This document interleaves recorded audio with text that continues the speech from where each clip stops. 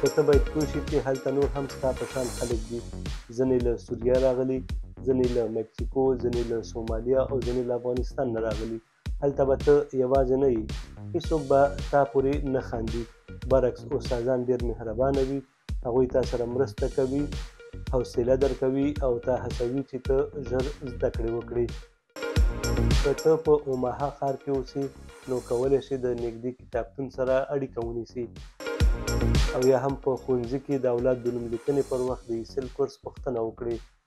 اکثره ایسل کورسونه له ډېر ابتدا نه تر پرمختللي مرحلو پورې وي. که ته هېڅ په انګلیسي نه پوهېږې نو هم ګډون کولی شې په دغه کورسونو کې، او که لږ څه ناڅه په انګلیسي پوهېږې دا نو بیا ستا لپاره ډېر مناسب کورس دی.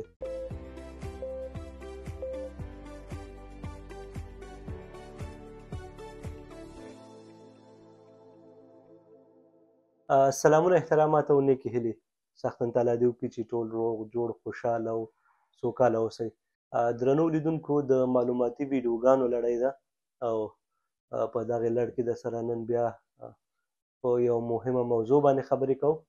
نو هیله مند یم چې راسره ستړي نه شئ او خپرونه راسره تر پایه وګورئ تر څو په دغه برخه کې ستونزه ولرئ او موږ وکولی شو چې د دغه معلوماتو ورکولو په ترڅ کې ستاسې هغه ستونزه حل شي. نو درنو لیدونکو، دا چې ژبه کله چې تاسې خپل وطن نه بل وطن ته مهاجر کېږئ نو دا ډېره اړینه خبره ده چې هغه هیواد چې تاسې هلته ځئ او هلته پاتې کېدو نیت لرئ، تاسې باید د هغه ځای په ژبه پوه شئ تر څو ستاسې هغه ورځنۍ چارې په اسانۍ سره مخته لاړې شي او د بل چا د احتیاج نه خلاص شئ. نو په همدې اړه درسره درنو دوستانو نن د ایسل په اړه باندې خبرې کوو. دا چې ایسل کورسونه څه دي، څنګه یې پیدا کولی شو، څنګه پکې ګډون کولی شو، څنګه ورته نوملیکنه کولی شو. نو په دې اړه درسره خبرې کوو ګرانو دوستانو. هیله مند یم چې تر پایه راسره ملتیا اوسئ. نو تاسو ته د هغو کورسونو په اړه معلومات نه درکوو چې په امریکا کې ډېر افغان مهاجر ورته اړتیا لري.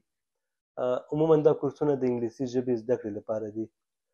ایسل یعنې د هغه خلکو لپاره کورسونه چې انګلیسي د دوی اصلي ژبه نه ده. که ته له افغانستانه یو بل هیواد ته کډه کېږې نو دا مهمه ده چې ته باید په انګلیسي ژبه باندې وپوهېږې. نو درنو لیدونکو، دغه د ایسل کورسونه د هغه چا لپاره دي چې هغه په انګلیسي ژبه باندې نه پوهېږي او غواړي چې دغه ژبه زده کړي.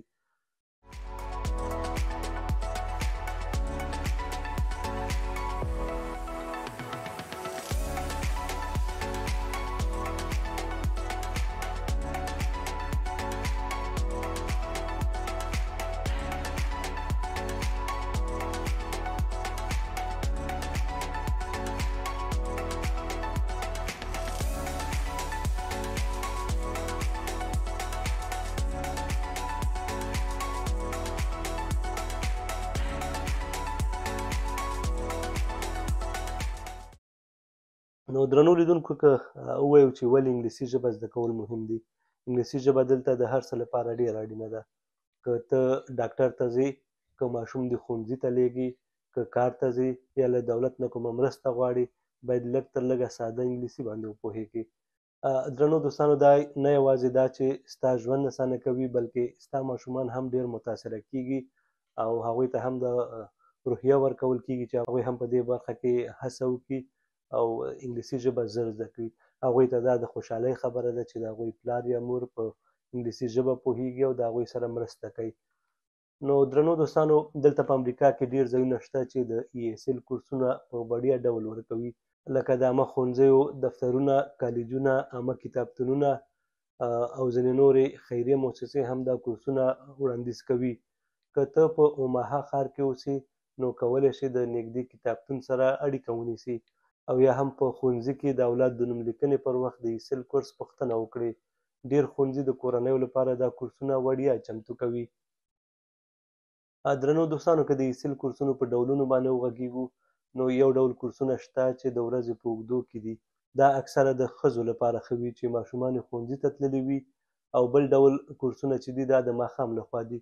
دا نو بیا هغه کسانو لپاره مناسب دي چې د ورځې لخوا کار ته ځي. ځینې کورسونه انلاین وي، یعنې ته له کور نه هم د موبایل له لارې یا د کمپیوټر له لارې دغه کورسونو کې ګډون کولی شي. اوري، خبرې کوي او په دغه برخه کې کار کوي. دا کورسونه هم اسانه دي او هم د کور د خلکو لپاره یو مناسب انتخاب دی. اکثره ای اس ال کورسونه له ډېر ابتدا نه تر پرمختللي مرحلو پورې وي. که ته هیڅ په انګلیسي نه پوهېږې نو هم ګډون کولی شي په دغه کورسونو کې، او که لږ څه ناڅه په انګلیسي پوهېږې دا نو بیا ستا لپاره ډېر مناسب کورس دی. استادان د ابتدایي لوستونو نه پیل کوي، ستاسو سره په لیک، لوست، خبرې، اورېدنه او لیکنې کې تمرین کوي. ورو ورو به ته له دغې سره عادت شي او ته به وکولی شي چې په دغې ژبه باندې روانې خبرې وکړي.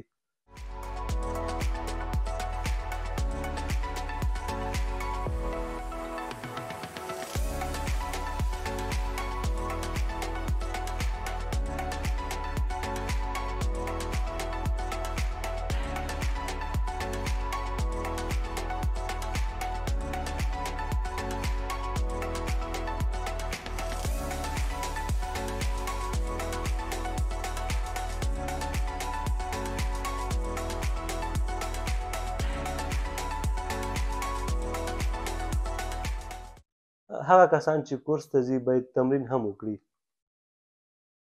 دا تمرین ډیر مهم دی.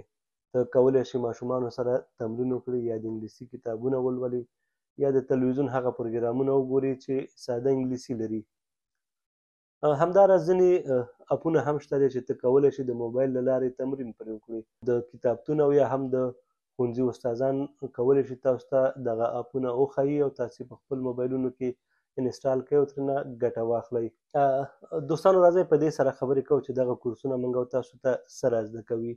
په لومړي سر کې به تا ته سلام اچول، ځان پیژندل، خوراک، جامې، کور، وخت، هوا، شمیرو او ورځو په اړه درس درکړي. وروسته به کار، روغتیا، بانک، دفتر، ښوونځی او نور مهم موضوعات هم در زده کړي. نو چې دا هغه مهم مسایل دي چې ته باید پرې پوه شي. که ته چېرته ښوونځي ته ځې، په ښوونځي کې کومې خبرې کېږي، د خپلو اولادونو د استادانو سره چې کوم خبرې کېږي په هغې د سره خبرې کېږي. که ته بانک ته ځې، که ته چېرته یو دفتر ته ځې، که ته چېرته ډاکټر ته ځې، نو په همدې اړه دغه هغه مهم مسایل دي چې په شروع کې تاسو ته دغه درښودل کېږي چې هلته باید سره کوم خبرې وکړئ او هغه الفاظ او هغه جملې در زده کول کېږي تر څو تاسې ترېنه ګټه واخلئ. په پای کې به بیا داسې شي چې ته کولی شي ساده خبرې وکړي، لیکنه وکړي او نور خلک در سره ښه اړیکه ولري. نو درنو دوستانو، کورسونه څنګه مرسته کوي چې کار پیدا کړو؟ درنو دوستانو، راځئ په دې سره خبرې وکړو چې دغه د ای اس ال کورسونه څنګه کولی شي چې موږ سره دا مرسته وکړي چې موږ کار پیدا کړو. په امریکا کې ډېر کارونو ته انګلیسي پوهېدل پکار دي. حتی که ته یو فابریکې کې یا په سوپر مارکیټ کې هم کار کوې، که تا انګلیسي زده کړې وي، ته کولی شې له سرپرست یا کارکوونکو سره خبرې وکړې، د کار اصول درک کړې او له ملګرو سره ښې اړیکې وساتې. یعنې که ته ای اس ال کورسونه ولولې نو دا به ستا دپاره د کار پیدا کولو چانس زیات کړي. آیا دا کورسونه سند هم ورکوي؟ هو، ډېر کورسونه داسې دي چې په پای کې تا ته یو تصدیق لیک درکوي چې دا سند نه ته کولی شې چې د خپل کار په ځای کې هم استفاده وکړې او هغه ځای کې چې ته کار اخلې هغوی هغه ستا بیکګراونډ چې ګوري یا ستا بیکګراونډ چک کېږي، نو د هغې سره که ته چېرته دا اسناد هم هغوی ته ورکړې نو هغوی به په دې وپوهېږي چې دی دغه کورسونه لوستي دي او په انګلیسي ژبه پوهېږي، نو هغه د کار د پیدا کېدلو او د کار درکولو چانس ته ورسره لوړېږي. نو درنو دوستانو، څنګه کولی شو چې په دغه کورسونو کې نوملیکنه وکړو؟ د نوملیکنې لپاره ته کولی شي د ښوونځي سره اړیکې ونیسي، یا د کتابتون او یا هم د کالج کوم دفتر ته لاړ شي. ډېر ځایونه دا کورسونه وړیا وي، یوازې یو ساده فورم ډکېږي او بیا به ستا درس شروع شي. درنو دوستانو، اکثره خلک وایي زه شرمېږم نو څه وکړم؟ ډېر خلک شرمېږي، خو ته باید پوه شې چې هلته نور هم ستا په شان خلک دي. ځینې له سوریه راغلي، ځینې له مکسیکو، ځینې له سومالیا او ځینې له افغانستان نه راغلي. هلته به ته یوازې نه یې، هېڅوک به تا پورې نه خاندي. برعکس استادان ډېر مهربانه وي، هغوی تا سره مرسته کوي، حوصله درکوي او تا هڅوي چې ته ژر زده کړې وکړې. اکثره خلکو سره دا پوښتنه ده چې ماشومان مې ښوونځي ته ځي خو زه په انګلیسي نه پوهېږم څه وکړم. همدا دلیل دی چې ته باید دا کورسونه پیل کړې، ځکه ماشومان دې ښوونځي ته ځي خو ته نه پوهېږې چې ښوونکی څه وایي یا راپور څه لیکي. دا به یو مشکل وي. که ته لږ انګلیسي زده کړې نو ته کولی شې د ماشوم ښوونکي سره مستقیم خبرې وکړې او له ښوونکي سره او له ښوونځي سره اړیکې ونیسې.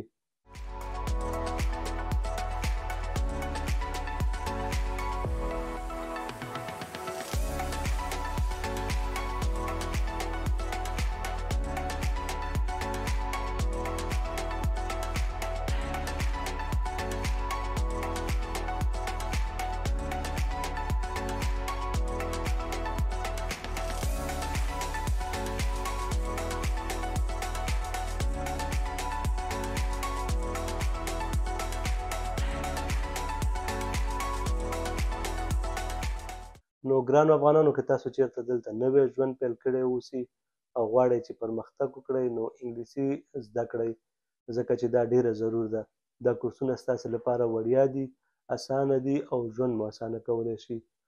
نو هیله مند یم دا معلومات تاسو ته ګټور ثابت شي. که تاسو نور معلومات غواړئ نو د خپل نږدې کتابتون، ښوونځي او یا هم د افغانانو د ټولنو سره اړیکې ونیسئ. هغوی به تاسو سره په دې برخه کې پوره همکاري وکړي. ځکه درنو دوستانو، انګلیسي ژبه کولی شي چې تاسو ته د کار فرصتونه پیدا کړي.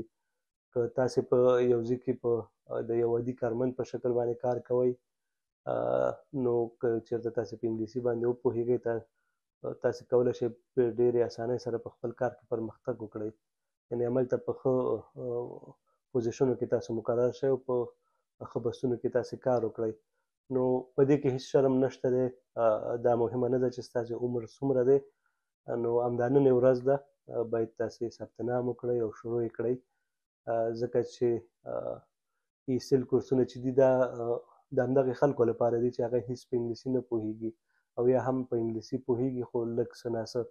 نو تل هڅه وکړئ چې په دې کې شرم ونه کړئ، د ځان لپاره شرم ونه ګڼئ او یا دا ونه وایئ چې اوس عمر تېر دی نه شم کولی. نه، که تاسو سره د ورځې وخت نه وي تاسې کولی شئ چې د ماښام نه وروسته ځان ته یو کورس پیدا کړئ او تاسې د انګلیسي زده کړې وکړئ. همدارنګه تاسې کولی شئ چې آنلاین کورسونه ځان ته پیدا کړئ. د هغې د لارې په اسانۍ سره کولی شئ چې زده کړې وکړئ او انګلیسي ژبه زده کړئ. او بله دا ده چې درنو لیدونکو چې په یوټیوب کې هم موږ او تاسې کولی شو چې ډېر داسې پروګرامونه پیدا کړو چې هغه د موږ او تاسو سره دا مرسته کولی شي چې موږ او تاسې په اسانۍ سره د انګلیسي ژبه زده کړو، د انګلیسي ژبې لغاتونه زده کړو او ځینې جملې زده کړو. نو که موږ او تاسې په انګلیسي وپوهېږو تر ټولو لومړی خبره خو دا ده چې د نورو خلکو د احتیاج نه به خلاص شو. هېڅکله به ضرورت نه پیدا کېږي که موږ چېرته شفاخانې ته ځو یا چونکې دلته په شفاخانو کې هم دوی د ترجمان خدمتونه لري. کله چې ته شفاخانې ته ځې هغوی ترجمان ته زنګ وهي نو اکثره وخت خو داسې هم کېږي چې هلته هم تاسې پوره هغه خبره یا هغه ترجمان د ټلیفون د لارې تاسو سره وصلېږي، ستاسې خبره پوره نه شئ اخیستلی یا تاسې د هغوی خبره پوره نه شئ اخیستلی. نو د دې لپاره بهتره دا ده چې تاسې خپله په ژبه وپوهېږئ نو تاسې به خپل مشکلات په خپله حل کړئ. تاسو ته به په هېڅ ځای کې د ترجمان ضرورت پیدا نه شي. که چېرته تاسې شفاخانې ته ځئ، که چېرته تاسې د خپلو ماشومانو ښوونځي ته ځئ، د هغوی د ښوونکي سره خبرې کوئ. همدارنګه که چېرته تاسې په کوم ځای کې کار کوئ هلته درته مشکل پیدا کېږي نو تاسې کولی شئ چې په اسانۍ سره خپل مشکل په خپله حل کړئ. نو هېڅکله دا مه وایئ چې نه شم کولی، بلکې تاسې کولی شئ او تاسې د همدا نن نه شروع کولی شئ. همدا نن تاسې لاړ شئ، کورس پیدا کړئ، داخله واخلئ او انشاءالله چې کال کې دننه به ستاسې ژوند ورسره ډېر زیات تغییر وکړي کله چې تاسې په انګلیسي پوه شئ. ځکه تاسې اوس په امریکا کې اوسېږئ نو دا مهمه خبره ده چې د دې ځای د ژبې سره بلدتیا ولرئ، د دې ځای په ژبه پوه شئ. نو انشاءالله په کال کې دننه تاسې کولی شئ چې روانې خبرې وکړئ او ستاسې ژوند بدل شي. نو دوستانو، خپرونه هم همدلته پای ته رسوو. هیله مند یم چې خپرونه مو راسره تر پایه لیدلې وي او هغه معلومات چې مو وړاندې کړل یو څه تاسو ته ګټور تمام شوي وي. نو تر بیا چې د یوې نوې خپرونې سره مو خدمت ته حاضرېږم، اجازت غواړم. پاک الله مو مل شه. ښه وخت.